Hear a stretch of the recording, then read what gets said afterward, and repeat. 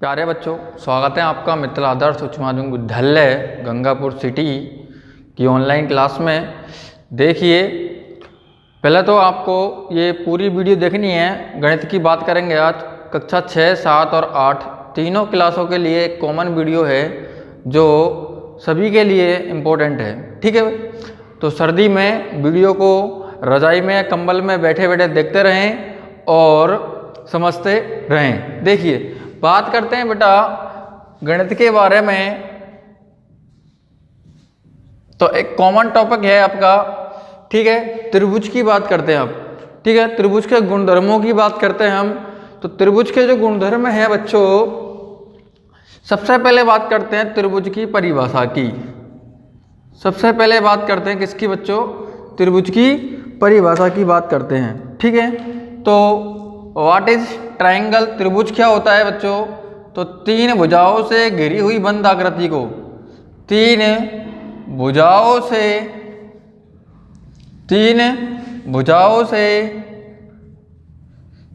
घिरी हुई बंद आकृति,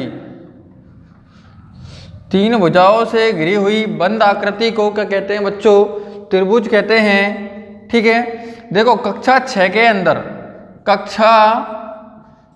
के अंदर तो प्रश्नावली जो 5 है आपकी, उसमें काम आएगा ये।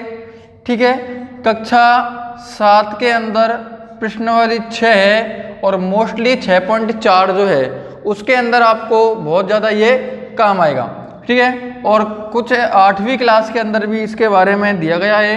तो ये जानकारी हमको बहुत ज़रूरी है, इसलिए तीनों की एक कॉमन वीडियो बना दी है। फिर कल से अपन अलग अलग प्रश्नावलियाँ हैं जो आपकी रह गई हैं उनका अध्ययन करेंगे। लेकिन अध्ययन जब करेंगे जब आपकी उपस्थिति 100% होगी। ठीक है, सभी बच्चे इस वीडियो को देखें और जो बच्चा इस वीडियो को देख रहा है वो अपना नाम नीचे कमेंट में लिखें ताकि पता लगे उसकी प्रेजेंट हो गई। ठीक है, देखिए, तीन भुजाओं से घिरी हुई बंद आकृति जो है वो कहलाती है बेटा त्रिभुज। ठीक है, और त्रिभुज की जो शकल होवे वो ऐसे होती है बेटा। देखो थोड़ी सी त्रिभुज की जो शकल होती है ना, ऐसी होती है। ठीक है, तो इसका नाम रख देते हैं अपन त्रिभुज का ABC। त्रिभुज का नाम रख दिया ABC। त्रिभुज के शीर्ष जो होते हैं बच्चों वो 3 होते हैं। ठीक है, ये जो कॉर्नर ये हैं इसके A, B और C, ये कहलाते हैं इसके शीर्ष।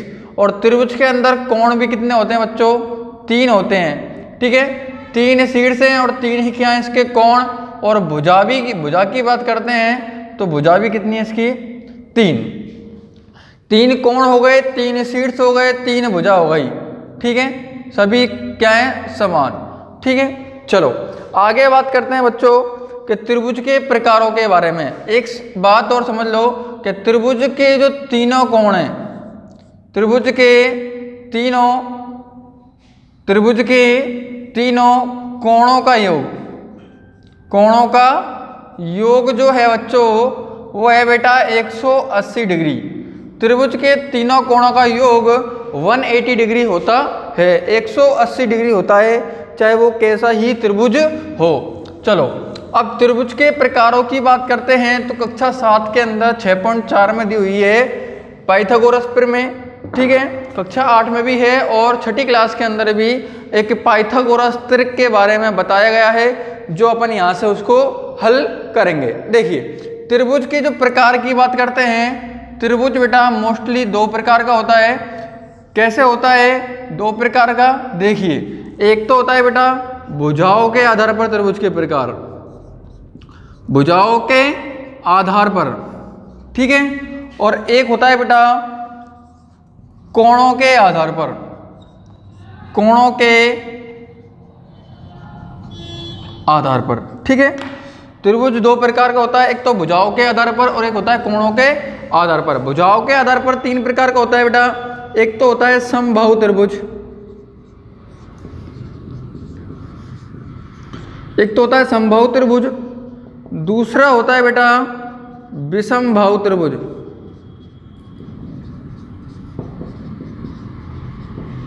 और तीसरा होता है बच्चों समद्विबाहु त्रिभुज। समद्विबाहु त्रिभुज। ऐसे ही कोणों के आधार पर भी 3 प्रकार के होते हैं बच्चों। एक होता है बेटा न्यून कोण त्रिभुज,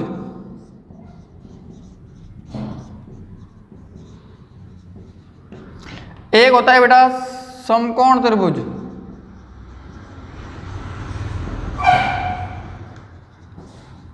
और एक होता है बेटा तीसरा अधिक कोण त्रिभुज।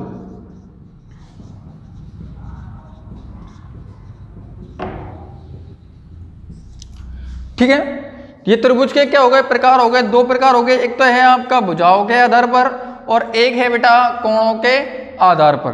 तो भुजाओं के आधार पर त्रिभुज 3 प्रकार के होते हैं, समबाहु त्रिभुज, विषमबाहु त्रिभुज और समद्विबाहु त्रिभुज। कोणों के आधार पर 3 प्रकार के होते हैं, न्यून कोण त्रिभुज, समकोण त्रिभुज और अधिक कोण त्रिभुज। सबसे पहले बात करते हैं बच्चों समबाहु त्रिभुज का मतलब होता है क्या। समबाहु त्रिभुज कहते किसे हैं, ठीक है। देखिए सम मतलब होता है समान, बाहु मतलब होता है भुजा। सम मतलब समान, बाहु मतलब भुजा। तो सभी भुजा जो होंगी त्रिभुज की, सभी भुजा जो होती हैं वो कैसी होती हैं बेटा, समान। सभी भुजाएं जो हैं वो त्रिभुज की कैसी हैं, समान हैं। तो ऐसा त्रिभुज जिसकी सभी मतलब तीनों भुजा, सभी मतलब तीनों भुजा, ऐसा त्रिभुज जिसकी तीनों भुजाएं समान होती हैं वो कहलाता है आपका समबाहु त्रिभुज कहलाता है। जैसा कि एक फोटो की बात करते हैं, फोटो बनाते हैं त्रिभुज का हम। तो जैसे ये फोटो बनाया, तो जैसे कि त्रिभुज की ये वाली भुजा 2 सेंटीमीटर की है, तो ये वाली भुजा भी 2 सेंटीमीटर की होगी, ये वाली भुजा भी 2 सेंटीमीटर की होगी। इस त्रिभुज का नाम रखें PQR। तो देखो PQ भी 2 सेंटीमीटर की, QR भी 2 सेंटीमीटर की और PR भी 2 सेंटीमीटर की। तो ये जो त्रिभुज है ना, इस टाइप का त्रिभुज जो होगा वो त्रिभुज कहलाएगा आपका समबाहु त्रिभुज। इसके कोण भी बेटा समान होते हैं, ठीक है। ये जो कोण है तीनों कोण वो समान होते हैं। 60 डिग्री का होता है एक कोण। कितने डिग्री का होता है एक कोण, 60 डिग्री का। 60 का एक है, दूसरा भी 60 का और तीसरा भी 60 का। तो कितना होगा कोणों का योग, 180 डिग्री हो जाता है, ठीक है। ये हो गया आपका समबाहु त्रिभुज। बात करते हैं बेटा विषम बाहु त्रिभुज। बी मतलब असमान होता है, विषम बाहु त्रिभुज मतलब ऐसा त्रिभुज जिसकी सभी भुजाएं जो हैं बेटा वो कैसी होती हैं, अलग अलग, या सभी भुजाएं कैसी होती हैं, असमान होती हैं, वो कहलाएगा आपका विषम बाहु त्रिभुज। जैसे कि बात करते हैं इसकी, अपन फोटो बनाए इधर, तो ये मान लो कोई त्रिभुज ले लिया अपन ने, एक्स वाई और जेड नाम रख दिया इसका, एक्स वाई जेड। तो इसकी तीनों भुजाएं जो हैं अलग अलग होंगी बच्चे। मान लो ये भुजा 3 की है, ये 5 की है और ये वाली भुजा 4 की है, ठीक है। या फिर कितना भी हो सकता है, वो सभी भुजाएं क्या होंगी बेटा, अलग अलग होंगी। सभी भुजाएं क्या होंगी बेटा, अलग अलग होंगी, ठीक है। तो ये वाली 3 की है, ये 2 की है, ये 7 की है। तो तीनों भुजाएं अलग अलग होती हैं, तीनों भुजाएं असमान होती हैं, वो कहलाता है बेटे विषम बाहु त्रिभुज, ठीक है। क्लियर। चलो तीसरा है आपका समद्विबाहु त्रिभुज। सम मतलब समान, सम मतलब क्या होता है बच्चों, समान। द्वि मतलब 2, द्वि मतलब 2, बाहु मतलब भुजा। ऐसा त्रिभुज जिसकी 2 भुजा समान हो, ऐसा त्रिभुज जिसकी 2 भुजा समान हो और तीसरी भुजा असमान हो, तीसरी भुजा असमान हो, समद्विबाहु त्रिभुज कहलाता है। जैसे कि चित्र की बात करते हैं अपन, तो इस प्रकार का एक चित्र बना लें और इसका नाम रख दें PQR रख देते हैं, ठीक है। ये वाली भुजा मान लो, तो मान लेते हैं अपन 5 की है, ये वाली भी 5 की है और ये वाली भुजा अपन मान लेते हैं 3 की है कोई, ठीक है। तो ये वाली भुजा, ये वाली भुजा, ये दोनों भुजा कैसी हो गई बेटा, समान। कैसी हो गई, समान। और तीसरी भुजा क्या हो गई, अलग हो गई, असमान हो गई। तो ये कहलाएगा समद्विबाहु त्रिभुज। ये अपन ने समझाने के लिए बताया है, ठीक है। और पाइथागोरस त्रिक है, उसका अलग रूल होता है, वो अपन प्रश्नावली के अंदर चर्चा करेंगे उसके बारे में। तो समद्विबाहु त्रिभुज आपका खत्म हो चुका है, ठीक है। हाँ, अब आ जाओ आप कोणों पर।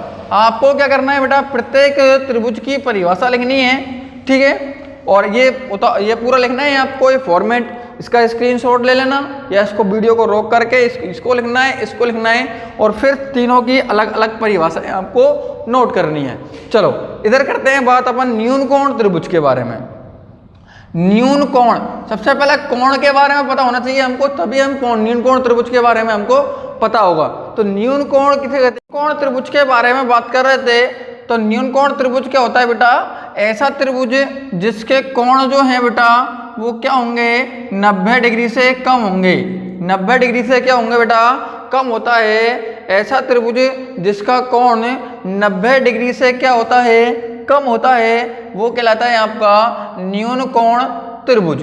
ठीक है, ऐसे ही बात करते हैं अपन दूसरा समकोण त्रिभुज के बारे में। तो ऐसा त्रिभुज जिसका एक कोण 90 डिग्री का होता है, ऐसा त्रिभुज जिसका एक कोण 90 डिग्री का होता है वो कहलाता है आपका समकोण त्रिभुज, रेक्टेंगल।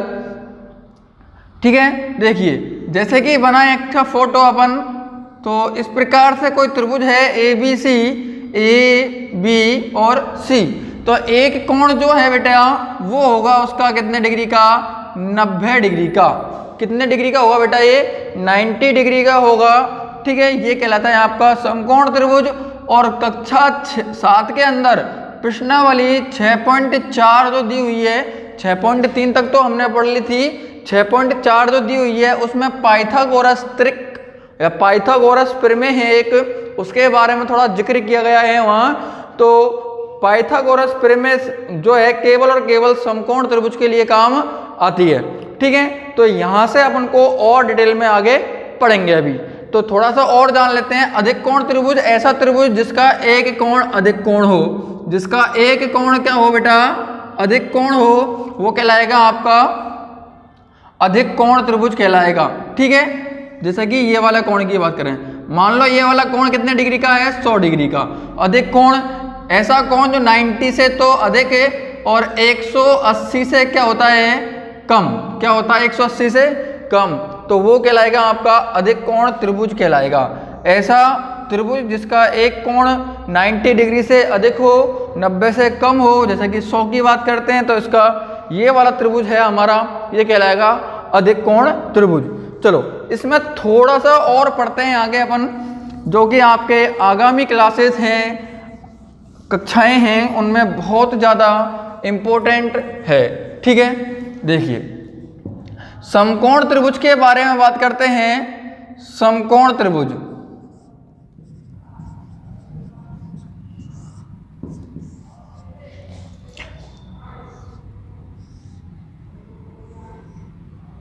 समकोण त्रिभुज ये कोई त्रिभुज लिए अपन ने PQR, और ये Q जो कोण है इसका वो 90 डिग्री है।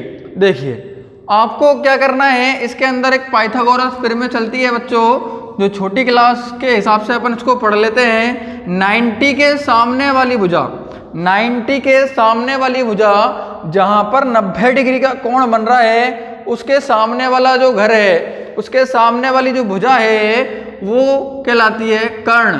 क्या कहलाती है बच्चों? कर्ण कहलाती है। और जो दूसरा कोण अपन लेते हैं, मान लो कोण R दिया हुआ है, तो कोण के इस वाले कोण के सामने वाली भुजा जो है वो कहलाएगी बेटा लंब। ठीक है, और बचा हुआ कहलाता है हमारा बेस, आधार। ठीक है, ये दूसरे तरीके से भी बन सकता है। इस तरीके से अगर ये बनता है, ठीक है, तो ये 90 हो गया। और हमेशा आपको ध्यान रखना है कि 90 डिग्री के सामने वाली भुजा है बेटा, वो तो आपके कर्ण ही कहलाती। ठीक है, अगर इस त्रिभुज की बात करते हैं और इस त्रिभुज के अंदर मान लो ये वाले कोण के लिए हमको निकालना है, तो इस कोण को लेते हैं, तो ये वाले कोण के सामने वाली भुजा हो जाएगी आपकी कौन से? लंब। और शेष भुजा जो है आपका वो हो जाएगा आधार। ठीक है, अगर इस कोण की बात करेंगे तो इस कोण के लिए ये हो जाएगा लंब और ये हो जाएगा क्या? आधार। जैसे ही कोण चेंज होगा, जैसे ही कोण चेंज होगा तो लंब और आधार भी आपके क्या हो जाएंगे? बदल जाएंगे, चेंज हो जाएंगे। तो ये आपको याद करना है। अब देखना समकोण त्रिभुज के अंदर क्या होता है बच्चों? 90 डिग्री के सामने वाली भुजा जो होती है कर्ण, ठीक है, उस कर्ण का वर्ग शेष दो भुजाओं के वर्गों के बराबर होता है। ये पाइथागोरस प्रमेय है आपकी।